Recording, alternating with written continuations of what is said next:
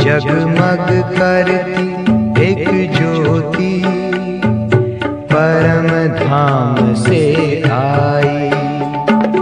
धरती पर आकर उसने, धरती पर आकर उसने हर एक ज्योति जगाई। ओम शांति। 13 नवंबर 2024 प्रातः मुरली। ओम शांति। सुनते हैं आज की साकार मुरली। शिव भगवान वाच। मीठे बच्चे, सभी को पहले पहले अल्फ का पाठ पक्का कराओ। अल्फ माना अल्लाह, शिव बाबा। तो पहले पहले कौन सा पाठ पक्का कराओ? अल्फ का पाठ पक्का कराओ। आप आत्मा भाई भाई हैं। बाबा ने कहा, मीठे बच्चे, सभी को पहले पहले अल्फ का पाठ पक्का कराओ। आप आत्मा भाई भाई हैं। प्रश्न है, किस एक बात में श्रीमत मनुष्य मत के बिल्कुल ही विपरीत है? किस एक बात में श्रीमत मनुष्य मत के बिल्कुल ही विपरीत है? उत्तर है, मनुष्य मत कहती है हम मोक्ष में चले जाएंगे। श्रीमत कहती है यह ड्रामा अनादि अविनाशी है, मोक्ष किसी को मिल नहीं सकता। भल कोई कहे यह पार्ट बजाना हमको पसंद नहीं, परंतु इसमें कुछ भी कर नहीं सकते। पार्ट बजाने आना ही है। श्रीमत ही तुम्हें श्रेष्ठ बनाती है। मनुष्य मत तो अनेक प्रकार की हैं। बाबा कहते श्रीमत ही तुम्हें श्रेष्ठ बनाती है, मनुष्य मत तो अनेक प्रकार की है। सुनते हैं मुरली को विस्तार से। ओम शांति, ओम शांति। अब यह तो बच्चे जानते हैं कि हम शिव बाबा के सामने बैठे हैं। बाप भी जानते हैं बच्चे हमारे सामने बैठे हैं। यह तुम बच्चे जानते हो, बाप हमें शिक्षा देते हैं जो फिर औरों को देनी है। पहले पहले तो बाप का ही परिचय देना है, क्योंकि सभी बाप को और बाप की शिक्षा को भूले हुए हैं। अभी जो बाप पढ़ाते हैं यह पढ़ाई फिर 5000 वर्ष बाद मिलेगी। यह बाबा कहते हैं यह ज्ञान और कोई को है नहीं। मुख्य हुआ बाप का परिचय, फिर यह सब समझाना है। हम सब भाई भाई हैं। सारी दुनिया की जो सभी आत्माएं हैं सब आपस में भाई भाई हैं। सभी अपना मिला हुआ पार्ट इस शरीर द्वारा बजाते हैं। बाबा कहते अभी तो बाप आए हैं नई दुनिया में ले जाने के लिए, जिसको स्वर्ग कहा जाता है। परंतु अभी हम सब भाई पतित हैं, एक भी पावन नहीं। सभी पतितों को पावन बनाने वाला एक ही शिव बाप है। यह है ही विकारी पतित रावण की दुनिया। बाबा ने कहा यह है ही विकारी पतित रावण की दुनिया।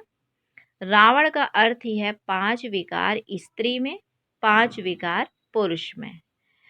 बाप बहुत सिंपल रीति समझाते हैं, तुम भी ऐसे समझा सकते हो। तो पहले पहले यह समझाओ कि हम आत्माओं का वह बाप है, सभी ब्रदर्स हैं। पूछो यह ठीक है? लिखो हम सब भाई भाई हैं। हमारा बाप भी एक है। हम सब सोल का वह है सुप्रीम सोल। क्या कहा शिव बाबा ने? हम सब सोल्स का वह है सुप्रीम सोल। उनको फादर कहा जाता है। ये पक्का बुद्धि में बैठाओ तो सर्वव्यापी आदि का किचड़ा पट्टी निकल जाए। अल्फ पहले पढ़ाना है। बोलो ये पहले अच्छी रीति बैठ लिखो। आगे सर्वव्यापी कहता था, अब समझता हूँ सर्वव्यापी नहीं है। हम सब भाई भाई हैं। सब आत्माएं कहती हैं गॉड फादर, परमपिता परमात्मा, अल्लाह। तो पहले तो यह निश्चय बैठाना है कि हम आत्मा हैं, परमात्मा नहीं है। क्या निश्चय बिठाना है कि हम आत्मा हैं, परमात्मा नहीं है, न हमारे में परमात्मा व्यापक है, सभी में आत्मा व्यापक है। आत्मा शरीर के आधार से पार्ट बजाती है, ये पक्का कराओ। अच्छा, फिर वह बाप सृष्टि के आदि मध्य अंत का ज्ञान सुनाते हैं। बाप ही टीचर के रूप में बैठ समझाते हैं। लाखों वर्ष की तो बात नहीं, यह चक्र अनादि बना बनाया है। इक्वल कैसे है, इसको जानना पड़े। बाबा कहते हैं सतयुग त्रेता पास्ट हुआ, नोट करो। उनको कहा जाता है स्वर्ग और सेमी स्वर्ग। वहाँ देवी देवताओं का राज्य चलता है। सतयुग में है 16 कला, त्रेता में है 14 कला। बाबा कहते सतयुग का प्रभाव बहुत भारी है, नाम ही है स्वर्ग, हेवन। नई दुनिया सतयुग को कहा जाता है, उसकी ही महिमा करनी है। नई दुनिया में है ही एक आदि सनातन देवी देवता धर्म। चित्र भी तुम्हारे पास है निश्चय कराने के लिए। बाबा ने कहा यह सृष्टि का चक्र फिरता रहता है। इस कल्प की आयु ही 5000 वर्ष है। अब सूर्यवंशी चंद्रवंशी तो बुद्धि में बैठा। बाबा ने कहा अब सूर्यवंशी चंद्रवंशी तो बुद्धि में बैठा। विष्णुपुरी ही बदल राम सीता पुरी बनती है। उनकी भी डिनास्टी चलती है ना। 2 युग पास्ट हुए, फिर आता है द्वापर युग, रावण का राज्य। फिर बाबा ने कहा देवताएं वाम मार्ग में चले जाते हैं तो विकार का सिस्टम बन जाता है। सतयुग त्रेता में सभी निर्विकारी रहते हैं। एक आदि सनातन देवी देवता धर्म रहता है। चित्र भी दिखाना है, ओरली भी समझाना है। बाप हमको टीचर होकर ऐसे पढ़ाते हैं। बाप अपना परिचय खुद ही आकर देते हैं। खुद कहते हैं मैं आता हूँ पतितों को पावन बनाने के लिए, तो मुझे शरीर जरूर चाहिए, नहीं तो बात कैसे करूं। बाबा ने कहा मैं चैतन्य हूँ, सत्य हूँ और अमर हूँ। सतो रजो तमो में आत्मा आती है। आत्मा ही पतित, आत्मा ही पावन बनती है। आत्मा में ही सब संस्कार है। पास्ट के कर्म व विकर्म का संस्कार आत्मा ले जाती है। बाबा कहते हैं आत्मा ले आती है। सतयुग में तो विकर्म होता नहीं, कर्म करते पार्ट बजाते हैं, परंतु वह कर्म अकर्म बन जाता है। क्या कहा बाबा ने? सतयुग में विकर्म होता नहीं, कर्म करते हैं, पार्ट बजाते हैं, परंतु जो कर्म है वह अकर्म बन जाता है। गीता में भी अक्षर है। अभी तुम प्रैक्टिकल में समझ रहे हो, जानते हो शिव बाबा आया हुआ है पुरानी दुनिया को बदल नई दुनिया बनाने। जहाँ कर्म अकर्म हो जाते हैं उनको ही सतयुग कहा जाता है, और यहाँ फिर यह कर्म विकर्म ही होते हैं जिसको कलयुग कहा जाता है। तुम अभी हो संगम पर। बाबा दोनों ही तरफ की बात सुनाते हैं। एक एक बात अच्छी रीति समझे बाप टीचर ने क्या समझाया। अच्छा, बाकी है गुरु का कर्तव्य। उनको बुलाया ही है कि आकर हम पतितों को पावन बनाओ।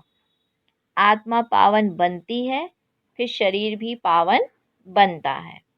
जैसे सोना वैसे जेवर भी बनता है। 24 कैरेट का सोना लेंगे और खाद नहीं डालेंगे तो जेवर भी ऐसे सतो प्रधान बनेगा। बाबा ने कहा कि जैसा सोना 24 कैरेट का लेंगे और खाद नहीं डालेंगे तो जेवर भी सतो प्रधान बनेगा। अलाय डालने से फिर तमो प्रधान बन पड़ता है, क्योंकि खाद पड़ती है ना। तो बाबा ने कहा कि पहले भारत 24 कैरेट पक्के सोने की चिड़िया था, अर्थात सतो प्रधान नई दुनिया थी। फिर अब तमो प्रधान है, पहले प्योर सोना है। नई दुनिया पवित्र, पुरानी दुनिया अपवित्र, खाद पड़ती जाती है। ये बाप ही समझाते हैं और कोई मनुष्य गुरु लोग नहीं जानते। बुलाते हैं, आकर पावन बनाओ। सतगुरु का काम है वानप्रस्थ अवस्था में मनुष्यों को गृहस्थ से किनारा कराना। तो यह सारी नॉलेज ड्रामा प्लान अनुसार बाप ही आकर देते हैं। वह है मनुष्य सृष्टि का बीज रूप, वही सारे वृक्ष की नॉलेज समझाते हैं। शिव बाबा का नाम सदैव शिव ही है, बाकी आत्माएं सब आती हैं पार्ट बजाने, तो भिन्न भिन्न नामधारी हैं। बाप को बुलाते हैं परंतु उन्हें जानते नहीं। वह कैसे भाग्यशाली रथ में आते हैं तुमको पावन दुनिया में ले जाने। तो बाप समझाते हैं, मैं उनके तन में आता हूँ जो बहुत जन्मों के अंत में है, पूरा 84 जन्म लेते हैं। राजाओं का राजा बनाने के लिए इस भाग्यशाली रथ में प्रवेश करना होता है। पहले नंबर में है श्री कृष्ण, वह है नई दुनिया का मालिक। फिर बाबा ने कहा फिर वही नीचे उतरते हैं, सूर्यवंशी, चंद्रवंशी, फिर वैश्य, शूद्रवंशी, फिर ब्रह्मावंशी बनते हैं। गोल्डन से सिल्वर, फिर तुम आयरन से गोल्डन बन रहे हो। तो बाप कहते हैं मुझ एक अपने बाप को याद करो जिसमें मैंने प्रवेश किया है। इनकी आत्मा में तो जरा भी यह नॉलेज नहीं थी, इनमें मैंने प्रवेश करता हूँ, इसीलिए इनको भाग्यशाली रथ कहा जाता है। बाबा ने कहा खुद कहते हैं मैं इनके बहुत जन्मों के अंत में आता हूँ। गीता में अक्षर एक्यूरेट है, गीता को ही सर्वशास्त्रमयी शिरोमणि कहा जाता है। इस संगम युग पर ही बाप आकर ब्राह्मण कुल और देवी देवता कुल की स्थापना करते हैं। औरों का तो सबको मालूम है ही, इनका कोई को पता नहीं है। बहुत जन्मों के अंत में अर्थात संगम युग पर ही बाप आते हैं। बाप कहते हैं मैं बीज रूप हूँ। श्री कृष्ण तो है ही सतयुग का रहवासी, उनको दूसरी जगह तो कोई देख ना सके। कहाँ का रहवासी है? सतयुग का, तो भले दूसरी जगह कैसे देख सकते? पुनर्जन्म में तो नाम रूप देश काल सब बदल जाता है। पहले छोटा बच्चा सुंदर होता है, फिर बड़ा होता है, फिर वह शरीर छोड़ दूसरा छोटा लेता है। तो बाप ने कहा यह बना बनाया खेल है, ड्रामा के अंदर फिक्स है। दूसरे शरीर में तो उनको श्री कृष्ण नहीं कहेंगे, उस दूसरे शरीर पर नाम आदि फिर दूसरा पड़ेगा। समय, फीचर्स, स्थिति, तारीख आदि सब बदल जाता है। वर्ल्ड की हिस्ट्री, ज्योग्राफी हूबहू रिपीट कहा जाता है। तो यह ड्रामा रिपीट होता रहता है। सतो रजो तमो में आना ही है। सृष्टि का नाम, युग का नाम सब बदलते जाते हैं। बाबा ने कहा अभी यह है संगम युग, मैं आता ही हूँ संगम पर, यह हमको अंदर में पक्का करना है। बाप हमारा बाप टीचर गुरु है जो फिर शतो प्रधान बनने की युक्ति बहुत अच्छी बताते हैं। गीता में भी है देह सही देह के सब धर्म छोड़ अपने को आत्मा समझो। तो बाबा ने कहा वापस अपने घर जरूर जाना है। भक्ति मार्ग में कितनी मेहनत करते हैं भगवान पास जाने के लिए। तो बाप ने कहा वह है मुक्ति धाम। कर्म से मुक्त हम इन कारपोरियल दुनिया में जाकर बैठते हैं। तो कहा कि पार्टधारी घर गया तो पार्ट से मुक्त हुआ। यह चाहते हैं कि हम मुक्ति पावे। बाबा ने कहा सब चाहते हैं हम मुक्ति पावे, परंतु मुक्ति तो किसको मिल ना सके। यह ड्रामा अनादि अविनाशी है। बाबा कहते कोई भी आत्मा का पार्ट बंद नहीं हो सकता। हाँ, वो जाएगा, मुक्त होगा, लेकिन फिर वापस उसको आना है। क्यों? क्योंकि यह ड्रामा अनादि अविनाशी है। कोई कहे पार्ट बजाना हमको पसंद नहीं, परंतु इसमें कोई कुछ कर ना सके, क्योंकि बाबा ने कहा यह अनादि ड्रामा बना हुआ है, एक भी मुक्ति को पा नहीं सकते। वह सब है अनेक प्रकार की मनुष्य मत, और यह है श्रीमत श्रेष्ठ बनाने के लिए। मनुष्य को श्रेष्ठ नहीं कहेंगे, देवताओं को श्रेष्ठ कहा जाता है। उन्हों के आगे सब नमन करते हैं, तो वह श्रेष्ठ ठहरे ना। बाबा ने कहा परंतु यह भी किसको पता नहीं है। अभी तुम समझते हो कि 84 जन्म तो लेना ही है। श्री कृष्ण देवता है, बैकुंठ का प्रिंस, वह यहाँ कैसे आएगा? ना उसने गीता सुनाई, सिर्फ देवता था, इसलिए सभी लोग उनको पूछते हैं। देवता है पावन, खुद पतित ठहरे। कहते भी हैं मुझ निर्गुण हाड़े में कोई गुण नाही, मुझ निर्गुण हारे में कोई गुण नाही। तो कहा आप हमको ऐसा बनाओ, तो शिव के आगे जाकर कहेंगे हमको मुक्ति दो। वह कभी जीवन मुक्त जीवन बंध में आते ही नहीं, इसीलिए उन्हें पुकारते हैं मुक्ति दो। जीवन मुक्ति भी वही देते हैं। तो बाबा ने कहा अभी तुम समझते हो, बाबा और मम्मा के हम सब बच्चे हैं, उनसे हमें अथाह धन मिलता है। मनुष्य तो बेसमझी से मांगनी करते रहते हैं, बेसमझ तो जरूर दुखी ही होंगे ना, अथाह दुख भोगने पड़ते हैं। तो यह सब बातें बच्चों को बुद्धि में रखनी है। एक बेहद के बाप को ना जानने के कारण कितना आपस में लड़ते रहते हैं, आरफन बन पड़े हैं। वह होते हैं हद के आरफन्स, यह है बेहद के आरफन्स। बाप नई दुनिया स्थापन करते हैं, अभी है ही पतित आत्माओं की पतित दुनिया। पावन दुनिया सतयुग को कहा जाता है, पुरानी दुनिया कलयुग को। तो बुद्धि में यह सब बातें हैं ना। बाप ने कहा कि पुरानी दुनिया का विनाश हो जाएगा, फिर नई दुनिया में ट्रांसफर हो जाएंगे। अभी हम टेम्परेरी संगम युग पर खड़े हैं। पुरानी दुनिया से नई बन रही है, नई दुनिया का भी पता है। तुम्हारी बुद्धि अब नई दुनिया में जानी चाहिए। उठते बैठते यही बुद्धि में रहे कि हम पढ़ाई पढ़ रहे हैं, बाप हमको पढ़ाते हैं। स्टूडेंट को यह याद रहना चाहिए। फिर भी वह याद नंबरवार पुरुषार्थ अनुसार रहती है। बाप भी नंबरवार पुरुषार्थ अनुसार याद प्यार देते हैं। अच्छा, पढ़ने वाले को टीचर जरूर प्यार जास्ती करेंगे, कितना अंतर पड़ जाता है।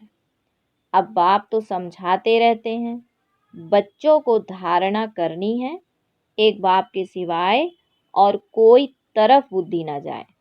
बाप को याद नहीं करेंगे तो पाप कैसे कटेंगे? माया घड़ी घड़ी तुम्हारा बुद्धि योग तोड़ देगी। माया बहुत धोखा देती है।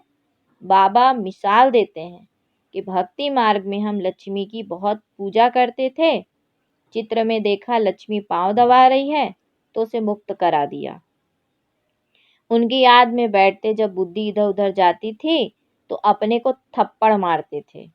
बुद्धि और तरफ क्यों जाती है? आखिरीन विनाश भी देखा, स्थापना भी देखी, साक्षात्कार की आस पूरी हुई। समझा? अब यह नई दुनिया आती है, हम यह बनेंगे। बाकी यह पुरानी दुनिया तो विनाश हो जाएगी, पक्का निश्चय हो गया। अपनी राजधानी का भी साक्षात्कार हुआ तो बाकी इस रावण राज्य को क्या करेंगे, जबकि स्वर्ग की राजाई मिलती है। यह हुई ईश्वरीय बुद्धि।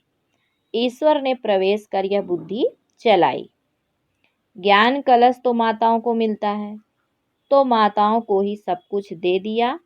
तुम कारोबार संभालो, सबको सिखलाओ। सिखलाते सिखलाते यहाँ तक आ गए। एक दो को सुनाते सुनाते देखो अब कितने हो गए हैं। आत्मा पवित्र हो जाती है, फिर आत्मा को शरीर भी पवित्र चाहिए। समझते भी हैं, फिर भी माया भुला देती है। तुम कहते हो 7 रोज पढ़ो, तो कहते हैं कल आएंगे। दूसरे दिन माया खलास कर देती है, आते ही नहीं। भगवान पढ़ाते हैं तो भगवान से नहीं आकर पढ़ते हैं। कहते भी हैं हाँ जरूर आएंगे, परंतु माया उड़ा देती है, रेगुलर होने नहीं देती है। जिन्होंने कल पहले पुरुषार्थ किया वह जरूर करेंगे और कोई हठी है नहीं। तुम पुरुषार्थ बहुत करते हो, बड़े बड़े म्यूजियम बनाते हो। जिन्होंने कल्प पहले समझा है वही समझेंगे। विनाश होना है, स्थापना भी होती जाती है। आत्मा पढ़कर फर्स्ट क्लास शरीर लेगी। एम ऑब्जेक्ट यह है ना। यह याद क्यों नहीं पड़ना चाहिए? अभी हम नई दुनिया में जाते हैं अपने पुरुषार्थ अनुसार। अच्छा, फिर बाबा बच्चों को याद प्यार देते हैं। मीठे मीठे सिकिलधे बच्चों प्रति माता पिता बाप दादा का याद प्यार और गुड मॉर्निंग। रूहानी बाप की रूहानी बच्चों को नमस्ते। हम रूहानी बच्चों की रूहानी माता पिता बाप दादा को याद प्यार गुड मॉर्निंग और नमस्ते। अच्छा, धारणा के लिए मुख्य सार है। पहला पॉइंट, बुद्धि में सदा याद रहे कि अभी हम थोड़े समय के लिए संगम युग में बैठे हैं। पुरानी दुनिया विनाश होगी तो हम नई दुनिया में ट्रांसफर हो जाएंगे, इसीलिए इससे बुद्धि योग निकाल देना है। दूसरा पॉइंट है, सभी आत्माओं को बाप का परिचय दे कर्म अकर्म विकर्म की गुह गति सुनानी है। पहले अल्फ का ही पाठ पक्का कराना है। फिर बाबा ने बच्चों को वरदान दिया, श्रेष्ठ प्राप्तियों के प्रत्यक्ष फल द्वारा सदा खुशहाल रहने वाले एवर हेल्दी भाव। बाबा ने कहा श्रेष्ठ प्राप्तियों के प्रत्यक्ष फल द्वारा सदा खुशहाल रहने वाले एवर हेल्दी भाव। बाबा ने कहा संगम युग पर अभी अभी किया और अभी अभी श्रेष्ठ प्राप्ति की अनुभूति हुई, यही है प्रत्यक्ष फल। सबसे श्रेष्ठ फल है समीपता का अनुभव होना। आजकल साकार दुनिया में कहते हैं कि फल खाओ तो तंदुरुस्त रहेंगे। हेल्दी रहने का साधन फल बताते हैं और आप बच्चे हर सेकंड प्रत्यक्ष फल खाते ही रहते हो, इसीलिए एवर हेल्दी ही हो। यदि आपसे कोई पूछे कि आपका हालचाल क्या है, तो बोलो फरिश्तों की चाल है और खुशहाल है। क्या बोलो? फरिश्तों की चाल है और खुशहाल है। फिर आज स्लोगन दिया, सर्व की दुआओं के खजानों से संपन्न बनो तो पुरुषार्थ में मेहनत नहीं करनी पड़ेगी। सर्व की दुआओं के खजानों से संपन्न बनो तो पुरुषार्थ में मेहनत नहीं करनी पड़ेगी। अच्छा, ओम शांति, ओम शांति, ओम शांति।